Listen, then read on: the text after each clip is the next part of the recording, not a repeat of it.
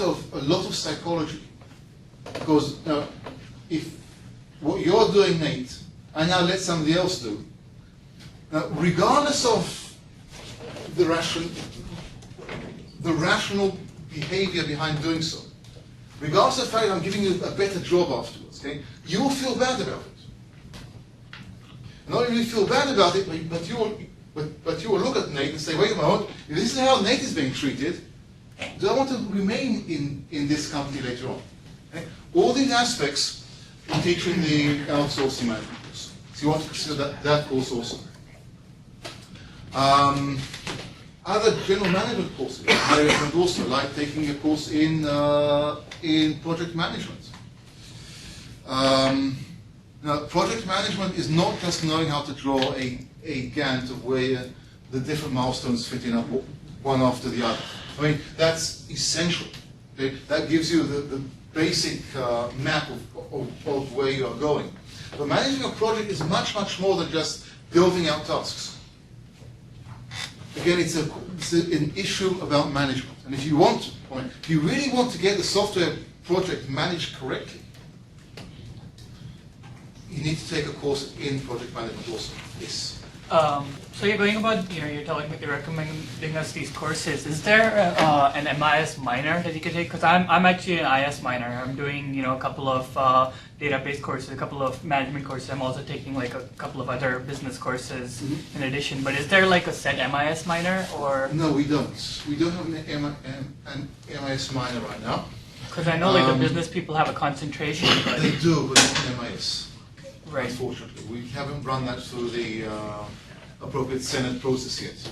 So you can't take a minor in MI, but you can take electives, which is why I'm actually here. Because Jeremy Johnson is very supportive of the idea also that you guys would consider taking MIS classes, in fact taking management classes in general also. You don't want to finish your degree here when all you can do is be a brilliant C++ programmer. Important as that is, okay?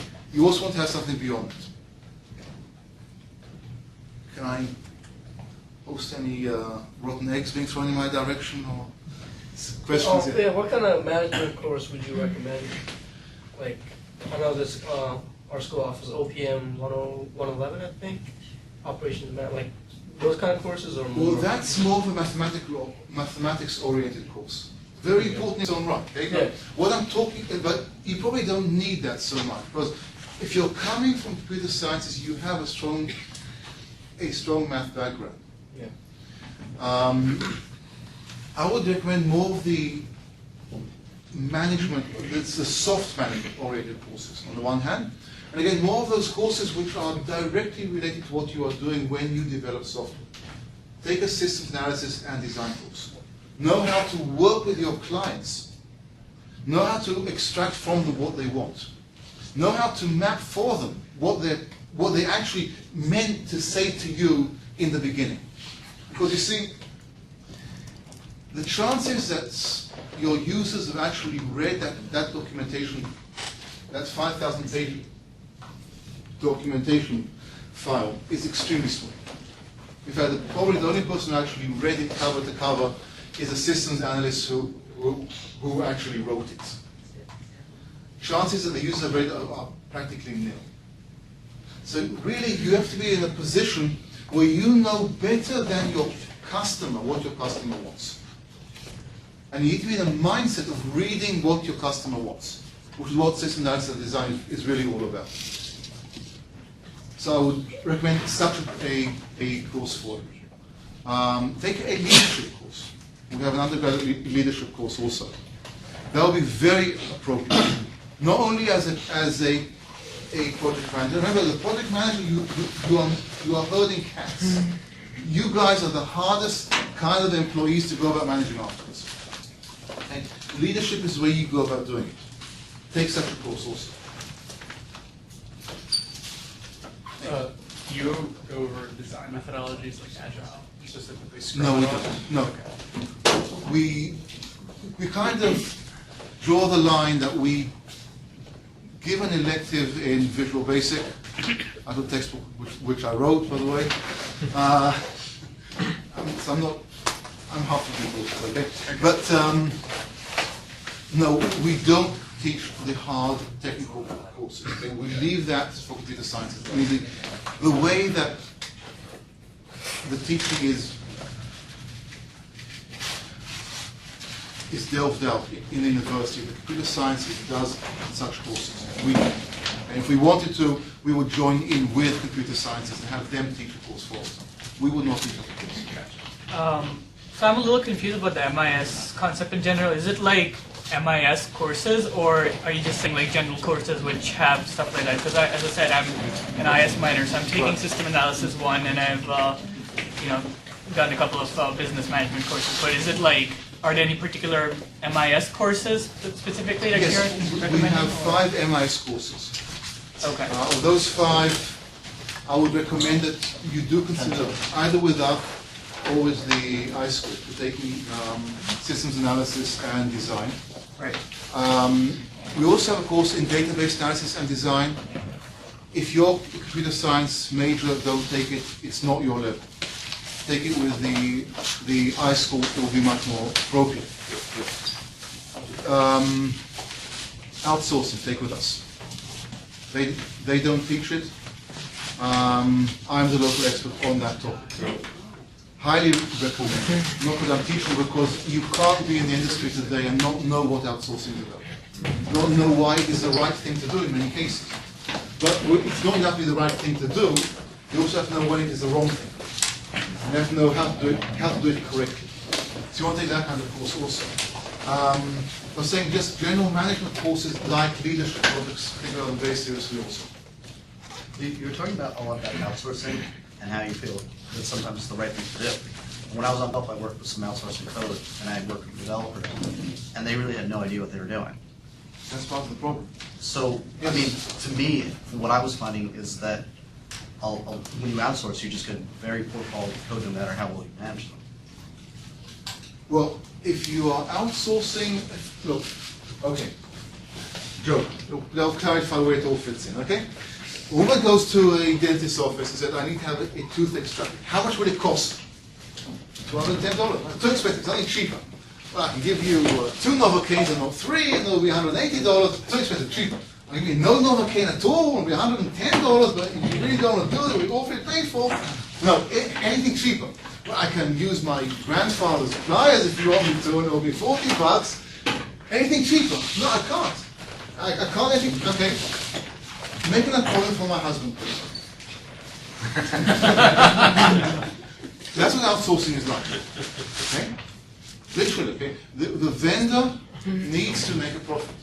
And to deliver to you the minimum which the contract says for the maximum profit. Which is exactly what you are noticing there. Now, what you have just told me is a good example of how outsourcing should not be managed. The way outsourcing should be managed is when you as a company have an agreement, a close relationship with 4 or 5 contractors, 4 or 5 vendors, and it's a select group. This group of contractors, they know that you don't choose anybody else except those 4 or 5. Now, if this is a kind of long-term relationship that you have with them, I mean, they won't cheat you, because if they cheat you on one project, they will be out of that select group. They'll be not in that group anymore. In that case, they won't cheat you. Then they will think about the long-term perspective also. Much like you would not cheat on your employer on a regular basis, because it's not in your best interest. Because you have a long-term relationship. You want to impress your employer on a long-term basis that you are a fantastic programmer. If you have this if you build the outsourcing relationship correctly, then the vendor wants to impress the client on a continuous basis that they are a fantastic vendor. Well, Another example, okay? Yeah. One of the things that I noticed when I was talking to them is it seemed like they were, like, here we're having a full CS degree. When I was working with at least the people that I was outsourcing with, I don't know what the company name was, but it seemed like they just took a course, like a 10-week, couple-month course in C or C++. So you talk about memory management, things like that, they have no idea what you're talking about. And that's where I felt that the quality is really lacking, because they just had no background. Well, if you outsource for the sole purpose of cutting costs, then you're stupid. End of story. You literally, you get what you pay for. That's a principle in business. Okay? The bottom line is always, literally and figuratively, the bottom line. It is always crucial. Okay? But you don't make business decisions only based upon the bottom line. You always consider it, but it's not the only dominant factor. Another example, let me just add up that. Probably the relationship that the company you're describing had with its vendors was not a relationship where they let them know that this fixed price project might later on in the future become a time and materials project if they delivered properly, did they? They started the contract before I went there, so I'm not sure. So probably that was the case. Because the way good contracts are managed is that you have a carrot and a stick. You don't use a stick very often because it goes against you, but you always have a good carrot there. You see, when you sign a time and materials contract for the vendor, this is money in the bank. I mean, every programmer that you have in your client, you get paid cost plus. That plus is your profit. No risk profit. If you go with a fixed price, you have a lot of risk, because if you don't deliver on time, you pay a penalty. If you don't deliver at all, you don't get paid at all. In fact, you end up paying money. So if you manage that relationship correctly, so you have this dangling time and materials contract in the future, dangling in front of them, they won't cheat you so easily. If you don't manage it that way, listen, if you're not in the kitchen when your plumber repairs your sink, then you don't know what they do you? Same thing over here also. It's no different. But you know, you'll be amazed how much people who just do computer sciences alone do not understand what outsourcing is really about. Until you talk to much higher levels with actually project management and actually notice the cost of what they're doing. Oh, you just made the reference, like, if you're plumbers in this kitchen, like, so what would you recommend, like, if you're outsourcing, has to do on a daily basis, like? Well, first, I'll tell you, first things first. What I hear from CIOs all the time: if you don't know what you want, you don't outsource. End of story. If you can't define a detailed SLA, service level agreement, like everything that you want, and you don't know how to measure everything in that SLA, you don't outsource. I mean, you trust your wife, you don't trust anybody else. Is the bottom line in business. And you don't know who they are, you can't trust them. And if you just outsource like that, then without knowing exactly what you want, then listen, young man, if you don't know what you won't get it. So you want that extra business perspective, because you'll come across it in the business world all the time now. And you'll also come across all the problems about outsourcing when it's done the wrong way. And you have to be aware of these things, especially if you plan to be in a company for more than 1 or 2 years, and especially if you plan to become a project manager sometime later on, which probably you do want to become a project manager later on. As fun as it is being a programmer, you want to advance in life also. In fact, you have 2 paths in life as a computer science graduate. You can either go on the technical path and become more and more technical, and be better at what you do in building software, or in building databases, or designing databases, or designing networks and so on, or you can go onto the managerial track. If you're thinking about managerial track, sometime in your future, take MIS. So even if you're not thinking about it, you need to be aware of what managerial track is all about also. Your world is not your computer screen alone, as fun as it is. Any other questions I can entertain later? At my current job, we've just outsourced in the past, say, 3 months, outsourced a lot of work. And I'm constantly dealing with the fallout from that. How do you convince management not to outsource? Because that's the biggest problem. Because I've talked to my manager and everyone I work with, and we all know it was the wrong thing to do. But the people higher up than us that actually make decisions decided for us that That is a very serious problem, and I hear it all the time.